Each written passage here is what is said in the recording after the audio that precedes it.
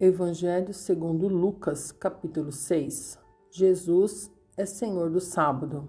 E aconteceu que num sábado passou pelas searas, e os seus discípulos iam arrancando espigas e esfregando-as com as mãos, as comiam.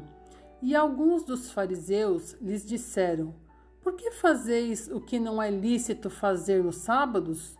E Jesus respondendo lhes disse: Nunca lestes o que fez Davi quando teve fome, ele e os que com ele estavam? Como entrou na casa de Deus e tomou os pães da proposição e os comeu, e deu também aos que estavam com ele, os quais não lhes era lícito comer, senão só aos sacerdotes? E dizia-lhes: O Filho do Homem é Senhor até do sábado.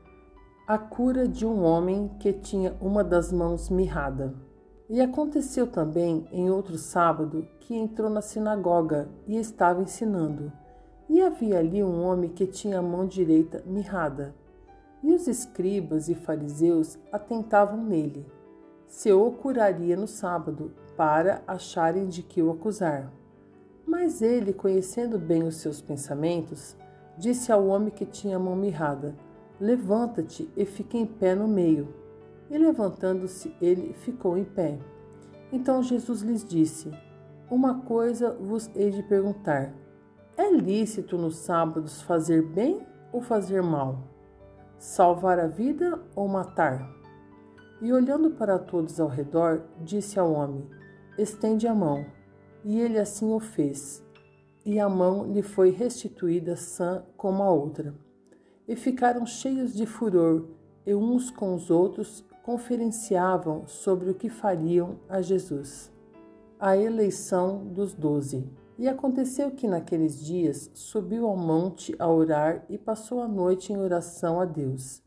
E quando já era dia, chamou a si os seus discípulos e escolheu 12 deles, a quem também deu o nome de apóstolos: Simão, ao qual também chamou Pedro, e André seu irmão, Tiago e João, Filipe e Bartolomeu, Mateus e Tomé, Tiago filho de Alfeu, e Simão chamado Zelote, Judas filho de Tiago e Judas Iscariotes, que foi o traidor. O sermão da montanha. E descendo com eles, parou num lugar plano, e também um grande número de seus discípulos e grande multidão do povo de toda a Judéia e de Jerusalém e da costa marítima de Tiro e de Sidom, os quais tinham vindo para o ouvir e serem curados das suas enfermidades, como também os atormentados dos espíritos imundos, e eram curados. E toda a multidão procurava tocar-lhe, porque saía dele virtude que curava todos. E levantando ele os olhos para os seus discípulos, dizia: Bem-aventurados vós, os pobres, porque vosso é o reino de Deus. Bem-aventurados vós, que agora tendes fome, porque sereis fartos. Bem-aventurados vós, que agora chorais, porque haveis de rir. Bem-aventurados sereis quando os homens vos aborrecerem, e quando vos separarem, e vos injuriarem, e rejeitarem o vosso nome como mau, por causa do Filho do Homem. Folgai nesse dia, exultai, porque é grande o vosso galardão no céu, pois assim faziam os seus pais aos profetas. Mas ai de vós, ricos, porque já tendes a vossa consolação. Ai de vós, os que estáis fartos, porque tereis fome. Ai de vós, os que agora rides, porque vos lamentareis e chorareis. Ai de vós, quando todos os homens falarem bem de vós, porque assim faziam seus pais aos falsos profetas. Mas a vós que ouvis digo: amai a vossos inimigos, fazei bem aos que vos aborrecem, bendizei os que vos maldizem, e orai pelos que vos caluniam. Ao que te ferir numa face, oferece-lhe também a outra, e ao que te houver tirado a capa, nem a túnica recuses. E dá a qualquer que te pedir, e ao que tomar o que é teu, não lhe tornes a pedir. E como vós quereis que os homens vos façam, da mesma maneira fazei-lhes vós também. E se amardes aos que vos amam, que recompensa tereis? Também os pecadores amam aos que os amam. E se fizerdes bem aos que vos fazem bem, que recompensa tereis? Também os pecadores fazem o mesmo. E se emprestardes àqueles de que esperais tornar a receber, que recompensa tereis?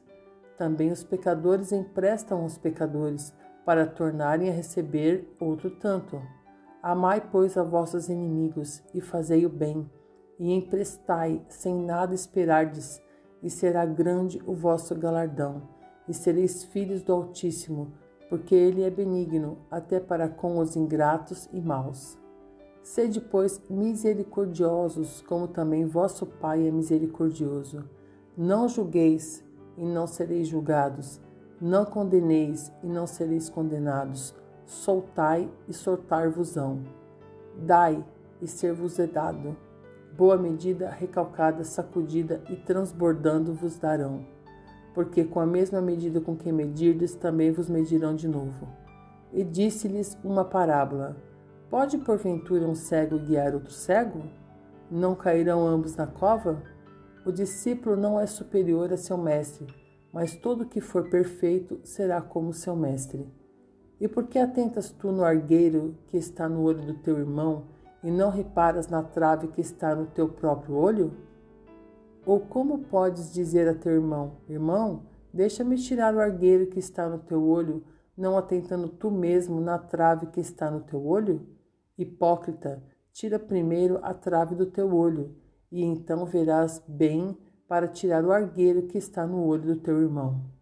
Porque não há boa árvore que dê mau fruto, nem má árvore que dê bom fruto, porque cada árvore se conhece pelo seu próprio fruto. Pois não se colhem figos dos espinheiros, nem se vindimam uvas dos abrolhos. O homem bom, do bom tesouro do seu coração, tira o bem, e o homem mau, do mau tesouro do seu coração, tira o mal, porque da abundância do seu coração fala a boca. E por que me chamais Senhor, Senhor, e não fazeis o que eu digo? Qualquer que venha a mim e ouve as minhas palavras e as observa, eu vos mostrarei a quem é semelhante. É semelhante ao homem que edificou uma casa e cavou e abriu bem fundo, e pôs os alicerces sobre a rocha. E vindo a enchente, bateu com ímpeto a corrente naquela casa, e não a pôde abalar, porque estava fundada sobre a rocha. Mas o que ouve e não pratica é semelhante ao homem que edificou uma casa sobre terra, sem alicerces, na qual bateu com ímpeto a corrente e logo caiu, e foi grande a ruína daquela casa.